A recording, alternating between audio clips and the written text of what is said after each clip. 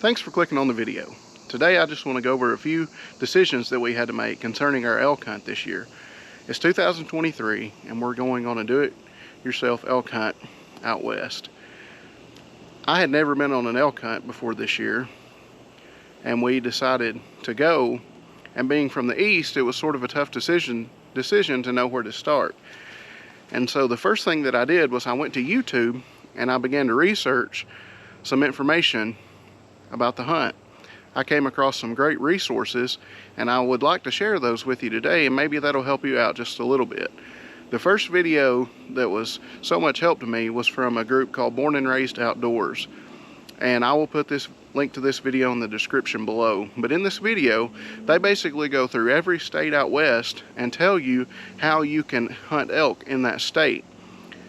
And most of those states require that you have points and that you have to draw a tag.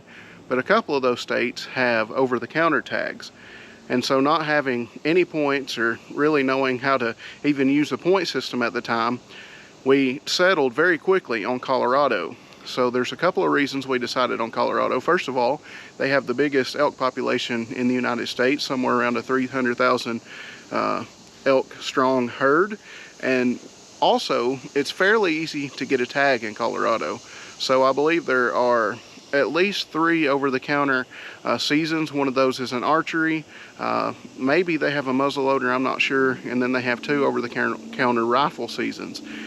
And so, being our first hunt, we didn't really want to tackle an animal as big as an elk with a bow yet. So we decided to go with a rifle. So that narrowed it down very quickly to the end of October. And then into the middle of November. So in Colorado, there's what's called the second and third rifle seasons. And so we decided to take on one of those. So last year, we were going to hunt the second rifle season before a series of events happened that actually made it where we couldn't go and hunt. And so this year, due to some scheduling things, we had to go on the third rifle hunt. And so once I decided where we were going to go and when we were going to go, then I was wondering, well, I've never been to Colorado, so where exactly do I start with scouting? Because being from the east and hunting quite a bit of my life, I know you have to scout, you have to look around, you have to know your game. And so one of the big decisions was, how exactly are we going to be able to scout these animals? And so the next revelation came, and that was through a man named Randy Newberg, and he is an out west public hunter. That's what his channel on YouTube is all about. He has had a TV series called Fresh Tracks, and just a wonderful resource. And as I began to watch his videos and see what he had to offer, he pointed me towards a resource called Go Hunt. And so Go Hunt is a website, and it is subscription based, and it has a lot of wonderful tools. I can't go into a lot of detail on this in this short of a video, but I will say that if you've not checked out Go Hunt, I highly recommend that you do that. It is approximately $150 a year, and in this you get a lot of wonderful information. You get basically all the western states, and you can get draw odds, you can do points. I mean, it's so far beyond, the depth is beyond what I even utilize. I only utilize it for the over-the-counter tag in Colorado. But it gives you things such as percentage of public lands in a unit. It gives you landowner maps. It gives you success rates of hunters. It gives you the weather over the past several years. It's such an invaluable resource that I have found that if I didn't have Go Hunt, that I basically probably, it would lower my chances significantly further than they could be already. And so I was so excited to find this, and I have been doing so much research on this website, and I've made spreadsheets, and I've made just taken the information, put it in documents, and screenshotted a lot of things. But also they have this maps feature that's very similar to another thing that I would recommend called OnX. So many people are familiar with OnX, and OnX is a land ownership app or system that allows you to see what's public and what's private land. So one thing you don't want to do as a public land hunter is get on somebody's private land and possibly get caught trespassing or lose your license or something of that nature. And so OnX and Go Hunt both allow you to see where the public and the private land are.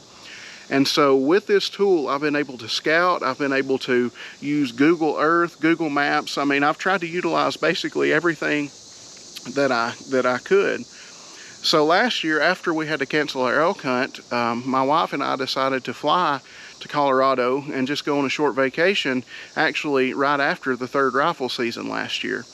And so we flew into Denver, we rented a truck, and we drove out to the area that we were going to hunt, and I was able to actually put my feet on the ground and not in-depth scout, but just sort of look at the landscape, just sort of decide this is a good area or this is a bad area.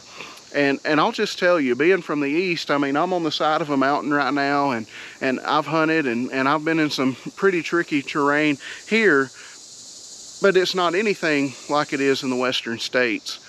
And so when I got to these hunting areas, I was number one, I was amazed. I mean, it was beautiful, but also it made me aware of the fact that this is a totally different ball game than hunting whitetail deer or turkeys or anything in my home state of Tennessee. And so that really made me realize that I'm going to have to prepare totally different. I'm going to have different equipment. I'm going to have different needs. And so putting my feet on the ground was a wonderful thing, even though I wasn't able to extensively scout because I was not in my personal vehicle. I was in a rental. I couldn't drive down the back roads and it was snowy and things like that. But I was still able to see the terrain and sort of see where I was wanting to go, and was able to find some things that I might not have even found on the maps. And so I would encourage that, if possible, to fly out or to go, but if not, that's understandable.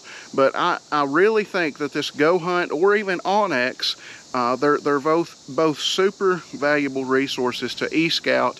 And to circle back to Randy Newberg, his content is wonderful. I encourage you to look at his content. He tells you how to utilize Go Hunt, how to utilize these mapping systems. He tells you what to look for in different seasons, the patterns of the elk, and just things that I would absolutely never know as a hunter from east of the Mississippi. He opens up so much information to someone that's wanting to go on public lands that you and I, as American people, that we own, basically, that we can go and we can utilize and we can do what we like to, and that's to hunt and to just enjoy nature. And so those are just a few things. That's where we sort of started. In the next few weeks, I want to post some videos about some things such as equipment and some decisions that had to be made that way. But I appreciate your time. Thank you for clicking on this video.